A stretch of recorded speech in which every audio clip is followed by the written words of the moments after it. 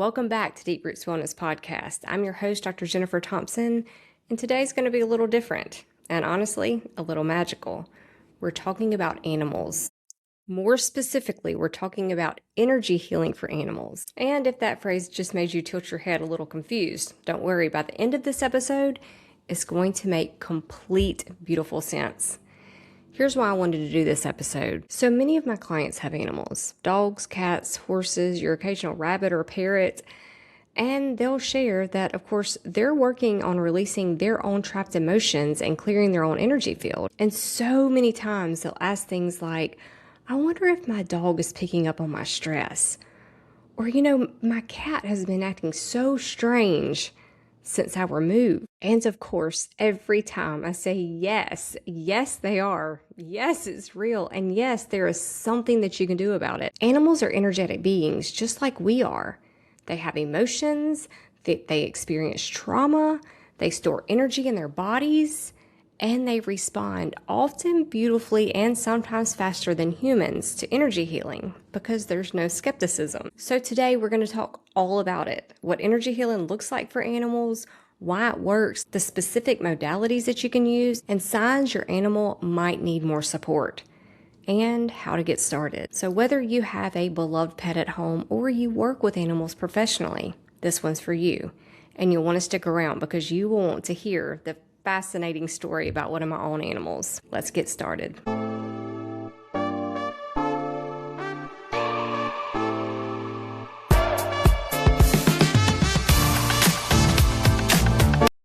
Okay, so let's start with the foundation. And the foundation is everything is energy. And I know that this may sound like something that you would see on a motivational poster, but stay with me because this is actually quantum physics. So at the subatomic level, everything exists.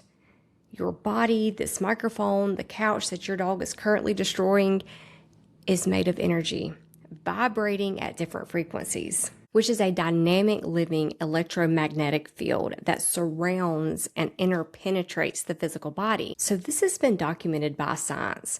Researchers like Dr. James Oschman, who wrote Energy Medicine, The Scientific Basis, has shown that this field is real and it's measurable, deeply connected to our health. Now, here's what's fascinating about animals.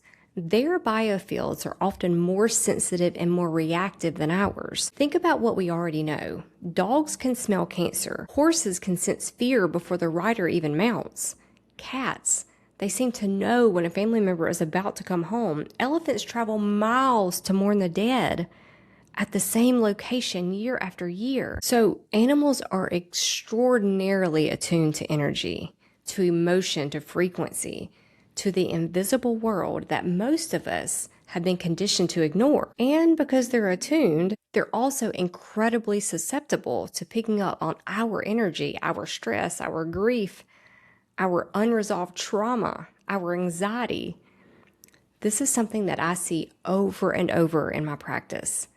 A client is dealing with a deep emotional pattern. Maybe it's fear of abandonment or chronic worry, and their dog starts showing similar behavior: clinginess, separation anxiety, reactivity. The animal is literally mirroring the emotional state of their person. And animals also experience their own trauma, completely separate from their humans. Rescue animals often carry energetic imprints from past abuse, neglect, or abandonment.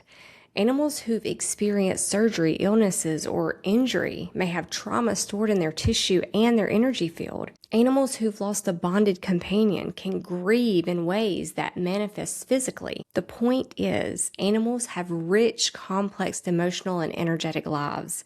And when that energy gets stuck, disrupted, or overwhelmed, it shows up in their behavior, in their health, and their demeanor. So what does energy healing actually mean when we're talking about animals? So at the core, energy healing is any practice that works with the body's energy systems, the biofield, the meridians, the chakras, and the nervous system to restore balance, release what's stuck, and support the body's natural ability to heal itself. The beautiful thing is that many of the same modalities used for people work remarkably well on animals, sometimes even more effective because animals don't have the mental resistance or skepticism, like I said earlier, that humans often bring to the table. They respond with pure openness. So let's talk through some of the most common and powerful forms of animal energy healing.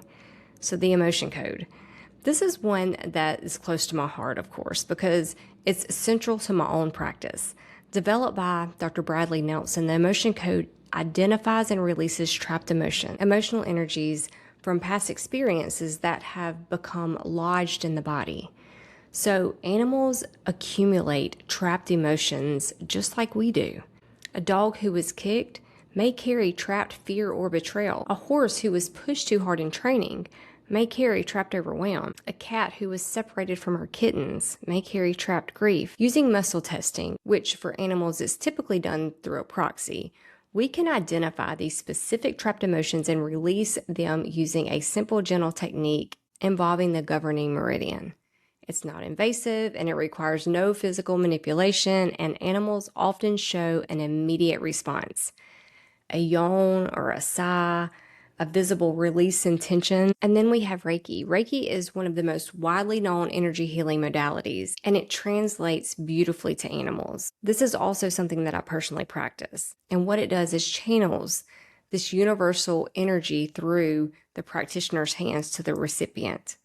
So with animals, Reiki is typically offered rather than imposed, meaning the animal is allowed to receive as much or as little as they choose. Many animals will actually seek out the energy, leaning into the practitioner's hands or moving into proximity. Others prefer to receive it from a distance, which is completely valid. Reiki can support animals during illness, recovery from surgery, anxiety, grief, transitions like moves or new family members, and of course, end-of-life care. Traditional Chinese medicine has been applied to animals for thousands of years. Veterinary acupuncture is actually recognized and it's a growing field. Acupressure, which uses pressure on the same points but without the needles, can actually be learned by animal owners and applied at home. So working with the meridian system helps move stagnant energy. It relieves physical tension. It supports organ function and addresses emotional patterns stored in specific meridians. And another modality is sound healing. So tuning forks, singing bowls, and specific frequencies have a powerful effect on the nervous system. So for humans and animals alike, sound moves through water, and the body is of course mostly water, right? So sound literally reorganizes the body at a cellular level. Many animals respond visibly to sound healing. Horses often lower their heads and blink slowly. Dogs relax. Cats begin to purr. The calming of the nervous system through sound is pretty much immediate. So now you may be wondering, how do I know if my animal actually needs this?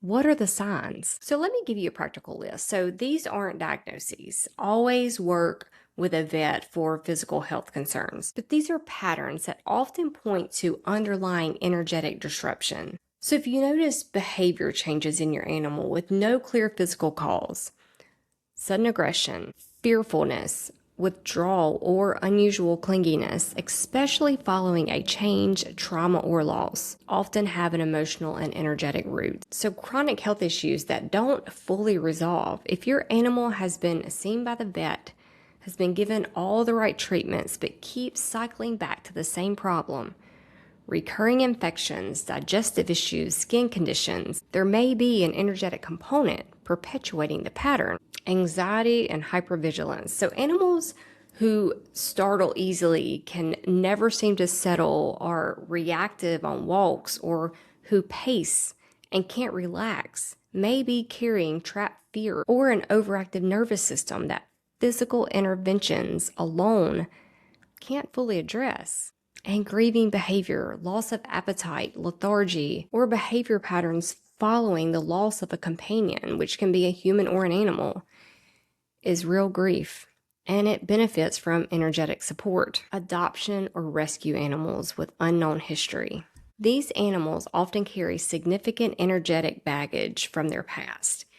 Even if they seem fine, There may be layers of trapped emotions influencing their behavior and health below the surface. And another big one is mirroring your emotional state. As I mentioned earlier, if your animal seems to reflect your own anxiety, your stress, and your sadness with uncanny accuracy, energetic work on both of you together and separately can create profound shifts. And of course, life transitions, moving, new babies, new pets, the loss of a family member, a change in schedule. Transitions are energetically disruptive for animals. Proactive energy support during these times can ease the adjustment significantly. And always remember, you don't have to wait for a crisis. Energy healing is not just for when things are broken. It's for maintenance. It's for deepening the bond between you and your animal, for supporting overall vitality and joy. And I want to take a moment to talk about something that I think is one of the most profound aspects of the whole topic, and that's the energetic bond between humans and animals. The bond is real, and it is so deep, and you know this if you have an animal. So studies have shown that when a human and their pet are in close proximity, their heart rhythms begin to synchronize. Their brain waves can entrain. Their nervous systems of human and animals are in constant dialogue. This means that healing is rarely a one-way street. When you do energy work on your animal, you often receive benefits.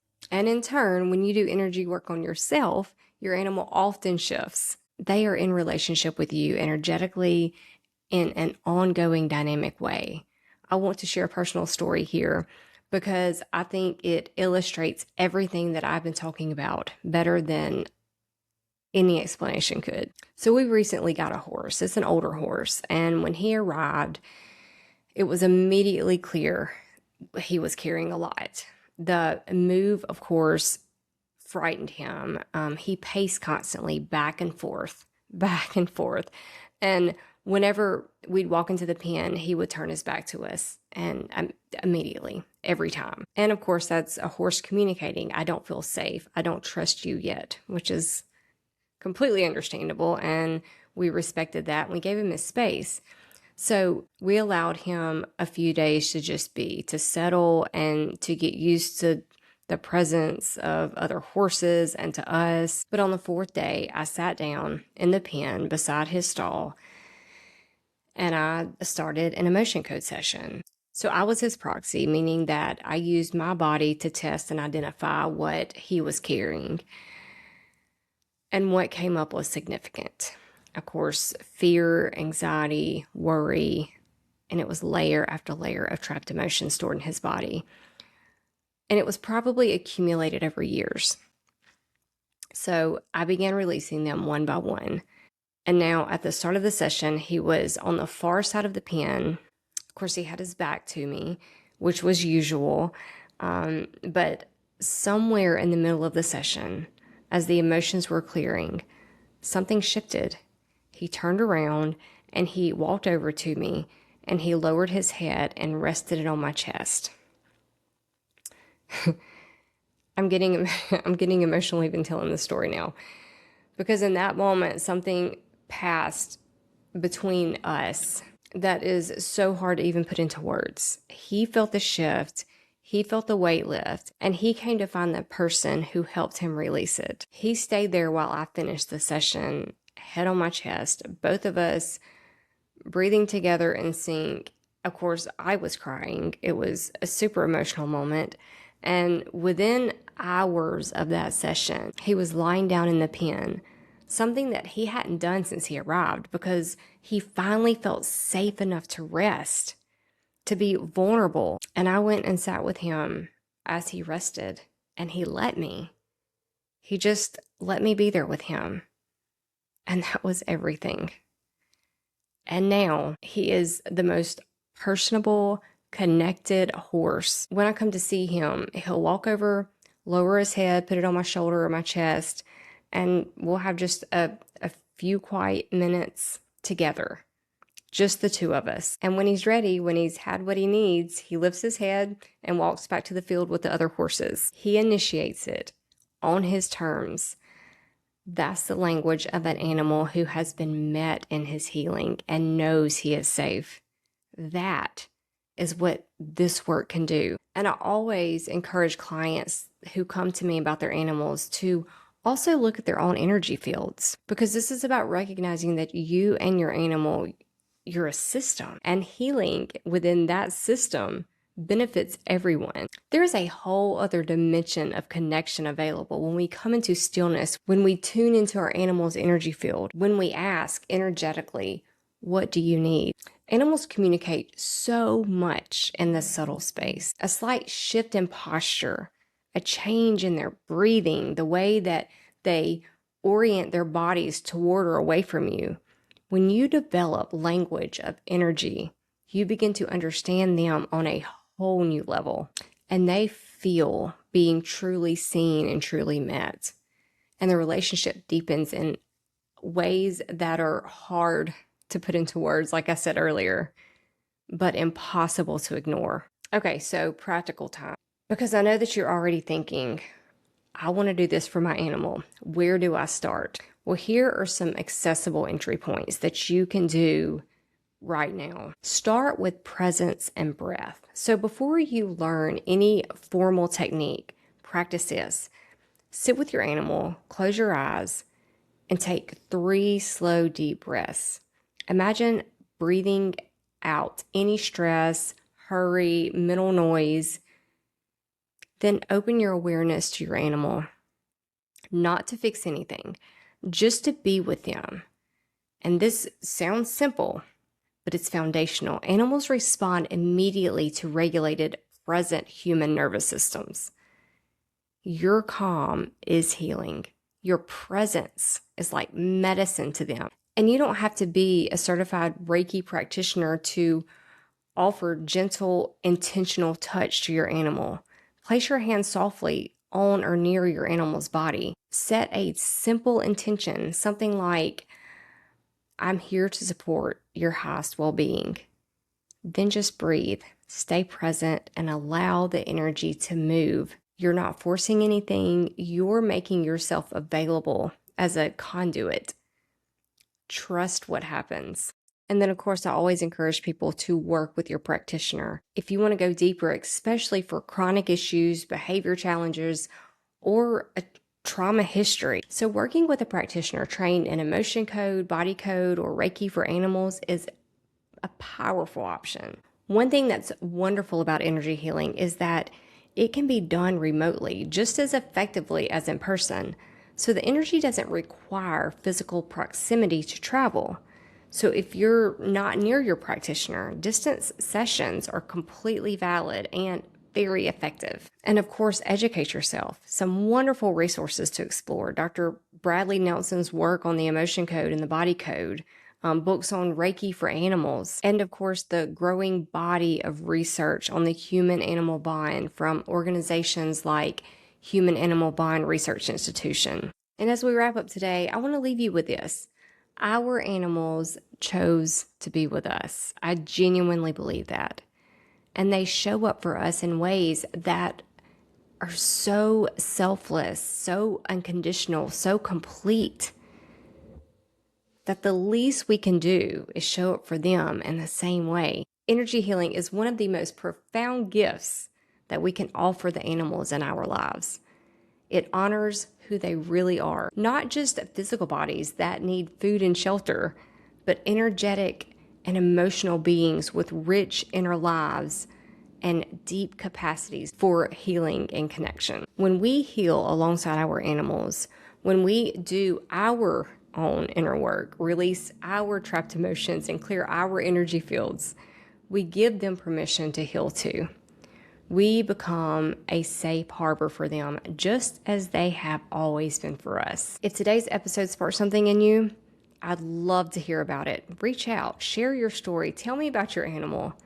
And if you're curious about working together, exploring the emotion code, the body code, or Reiki for yourself, your animal, or both, that information will be in the description. Thank you so much for being here, for being someone who cares about your own healing and about the healing of the beings in your life. And until next time, keep going back to the roots That's where the real nourishment lives. Take care of yourself and take care of your animals.